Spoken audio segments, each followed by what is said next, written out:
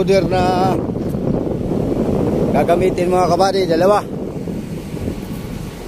ano. Ito yung loader na gagamitin dito sa pagbaba ng bangka na to. So yan. At tinitingnan kung anong maiging diskarte dito sa ano. Ayan o, isang malaki at isang maliit. Alright.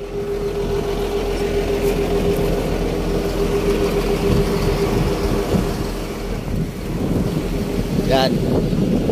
So ito yung bangka na kinuha natin ng vlog mga kabady nung kasagsagan ng bagyong Christine ano.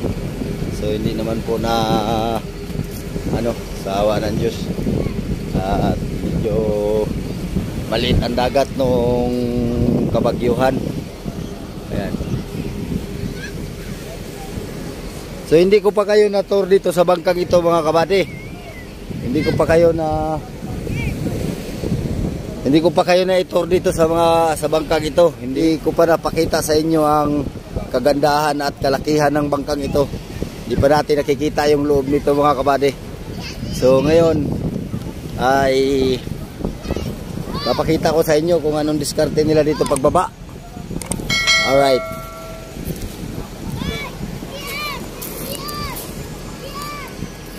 Boss, gandang araw boss. Alin unahin nyo? Ito yung isa.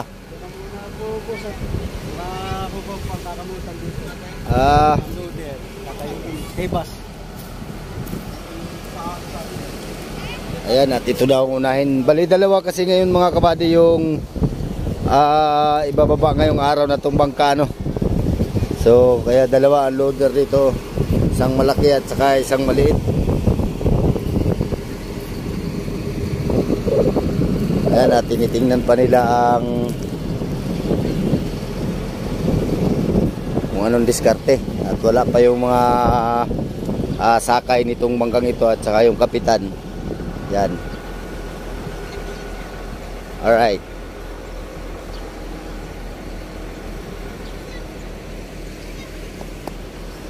So baka may tour ko kayo dito ngayon mga kabady at hindi pa naman nag-ano no.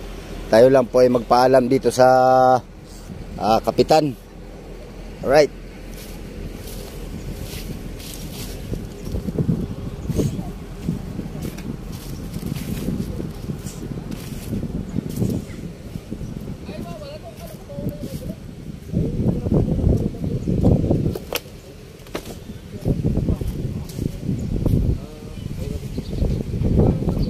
Ay, Kap.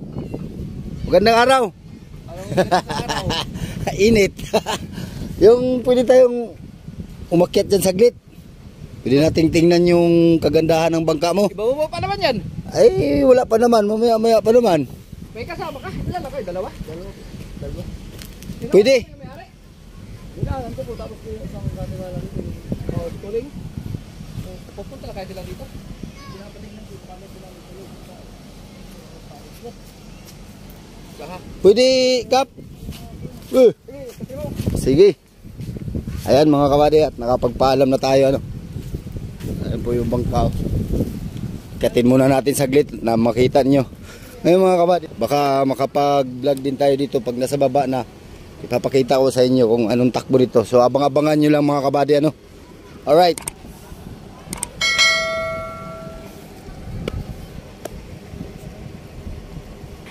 So ayan, nandito na tayo sa taas mga kabady. Yan, at nandito yung mga empty drum nila. So ito ata po ay lagayan ng mga tubig. Tubig, diesel, yan. So pasensya na po at medyo makalat yung bangka at hindi pa nga po naayos ng maigi ano. So ayan, ayan po ang kalakihan ng bangka mga kabady. Yun po ang unahan. At ito po yung parakyut. Yun, malimit ko na sa inyong may paliwanag yung parakyut na yan. At yan ay gamit po talaga pag inaabutan sila ng subasko sa laot. Alright. So ito mga kabady, yan o. Ayan yung kanyang kating. Palangoy. Yun. At ang budiga pala nito mga kabady ay isa. dalawa, bali tatlo. Pero ito ang kalakihang nasa hulihan mga kabady. Sobrang laki nito. Kung ilang tulinada ang laman nito. So hindi ko pa maibigay sa inyo mga kabady yung buong detalye nitong bangkang ito, at yung kapitan ay busy. Hindi po natin makakausap yung kapitan. Alright. So dito po muna tayo sa labas. Yan. Ito po yung forma niya sa labas mga kabady. Yan. Hoy! Ayan ang kagandahan ng bangka. Ito yung marine side. Ano? So yan. At tayo pupunta dun sa bandang loob.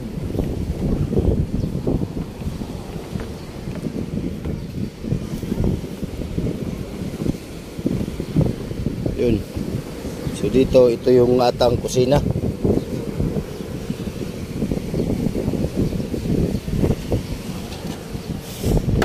Yan.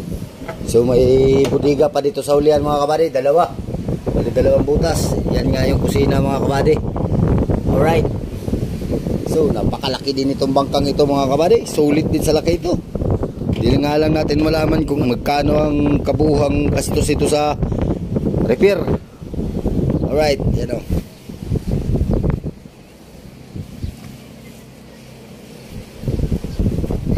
Ito yung mga lubid nila.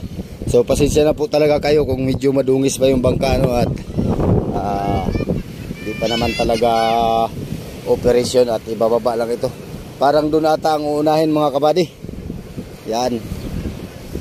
So yan. Yan, tayo'y bago tayo pumasok doon sa loob na yon, ay papakita ko muna sa inyo yung taas. Alright.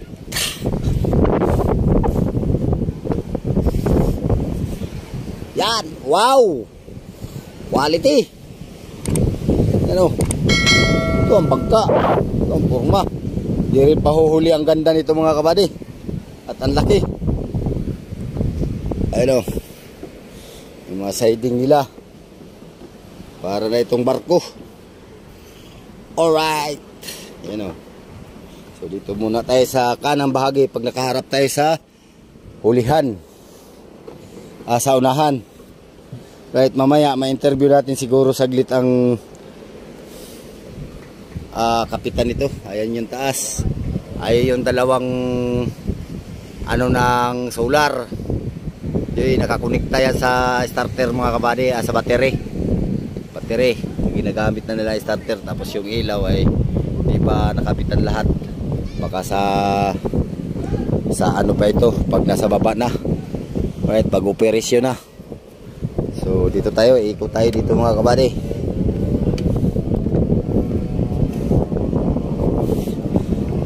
Ito yung ilaw na to, ito yung pangilalim ata.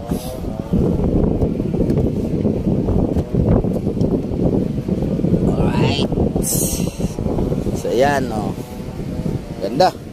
Ito yung pintuan. Yung iba nating na-vlog mga kabady ay medyo mga maliliit na bangkada. Hoy, gandang araw buddy. Oh. Dito ka sakay? Oo. Ito yung kanilang monobila. Alright. So yan, nakita na natin dito ang sa taas. At ito yung loob. Yan. So dito na rin tayo mga kabady dadaan sa sa hagdanan dito pababa. Yan, diretso na. Alright. So ito'y ibababa na mga kabady. Buti at naabutan natin na naiba-vlog pa natin at nagpaalam pa tayo sa kapitan. Alright.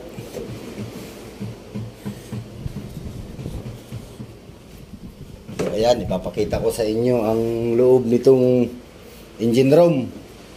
Alright, so masukal pa po talaga Dito pa yung mga kagamitan nila. Alright, yan o. So yan, may itak. Dito. Yan yung pong makina. Yung makina nila mga kabady ay size din ito, baka 60-40. Yan o. Ayan o. 1, 2. Ay, B8 ata. Yan ang makina nila, quality rin. Tapos ang transmission ay ano lang, hindi hydraulics. Yan, hindi natin malalaman kung anong transmission na yan mga kabady. So ayan pong mga kagamitan sa kabuhang bangka. Yan. Alright. So tapos na tayo dito.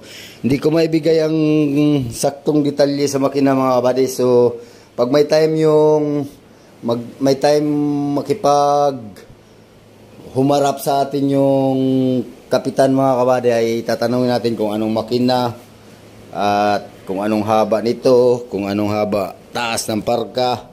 Kung hindi naman natin makausap mga kabady, sa susunod na vlog natin dito ay sisikapin po nating maibigay ang tamang impormasyon ano.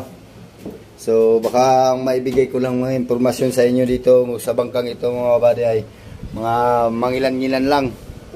Alright, so tapos na tayo sa ano? So dito sa bangka. So bababa na tayo mga kabady. Alright. So pakita ko rin po sa inyo yung kabilang side ng ano. Ganda. Oops.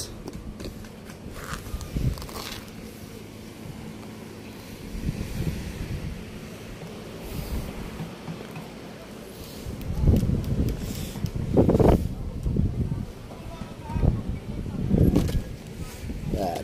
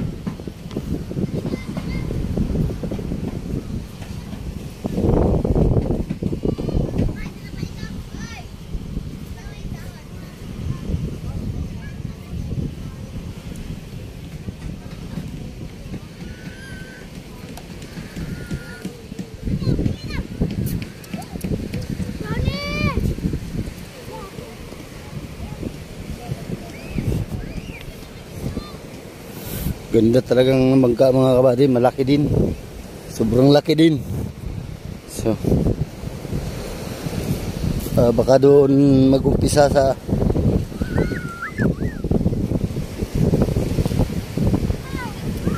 yan.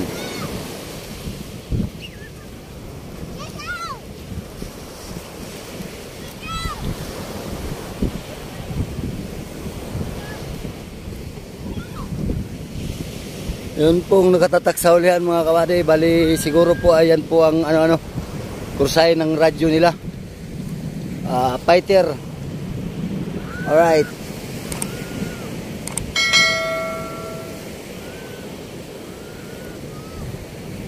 Yan.